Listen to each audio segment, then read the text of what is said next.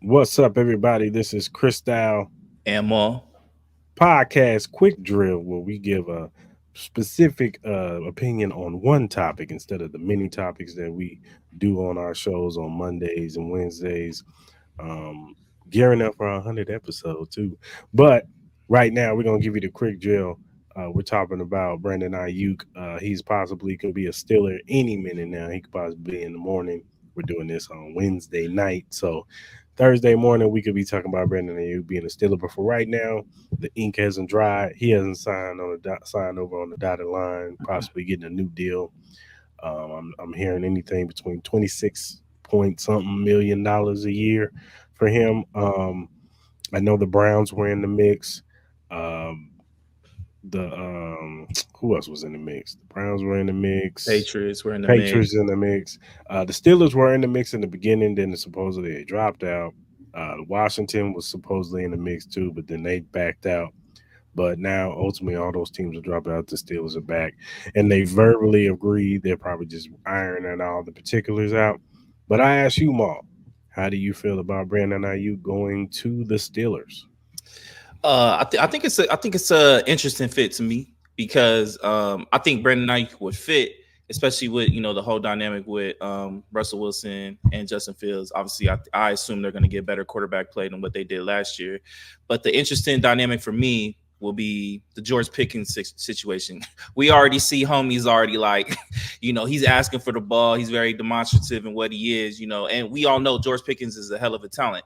But my thing is, how is the totem pole going to look between Brandon Ayuk and George Pickens?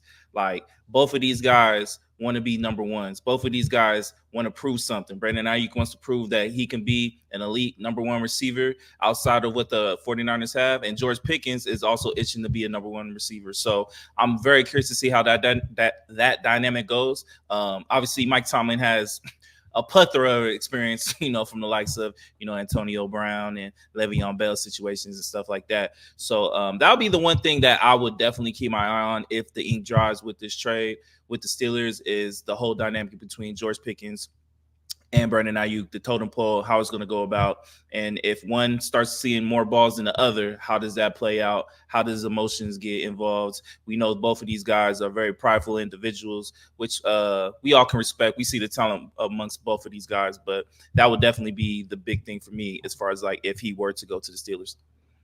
And what does this mean to you about the 49ers?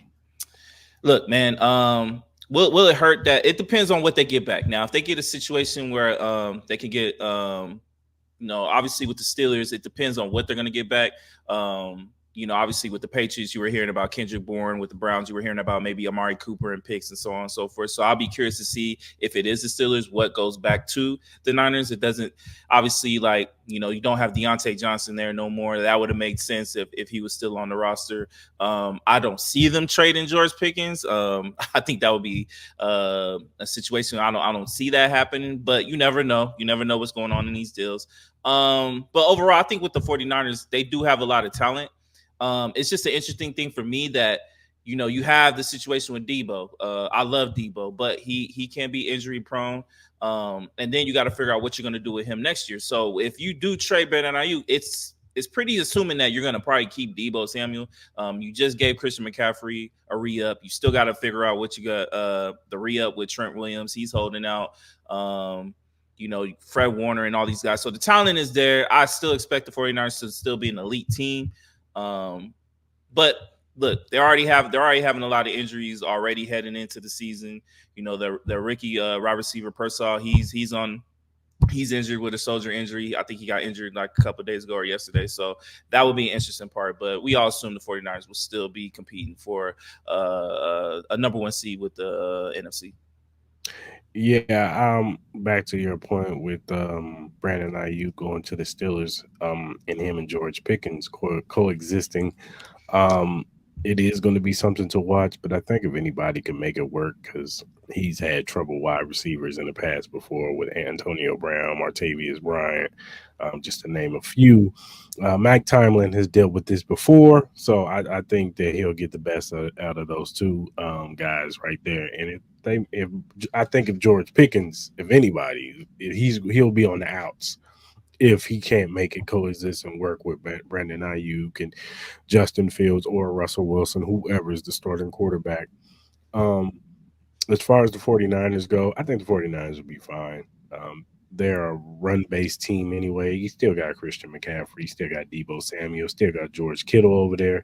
And like you said, yeah, the Ricky Purcell kid, he has the potential to emerge as, one of their better wide receivers over there.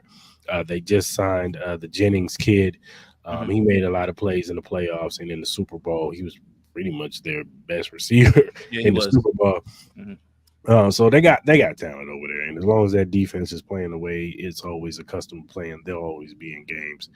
Um, so yeah, I think it works out for both. I know the word on the street is that the 49ers are asking for two first round picks. That'd be interesting if they get that. For Brandon Ayuk, I think he's an awesome player, but I don't know if he's worth two first round picks. But we'll see. We'll see. I think this will be one of those things where uh, it's gonna come down to the wire, man. It's gonna come down to the wire, and it's a staring contest right now. I think where it's like, what are you willing to give? Well, how about you give me this? How about you know what I'm saying? Or you No throwing doubt. a play? Maybe they throwing a player on the defensive side. Maybe I don't know. But we'll see. We'll see. Um, but yeah, man, this is our Chris Lamar podcast quick draw. We will be doing these from now on just to give y'all an opinion on the latest topic. We will be doing these on Sunday night, Monday night football, Thursday night football too. And we'll be doing this with the latest boxing events, maybe even some of the wrestling events. We'll do a quick draw real quick and talk about what we just saw.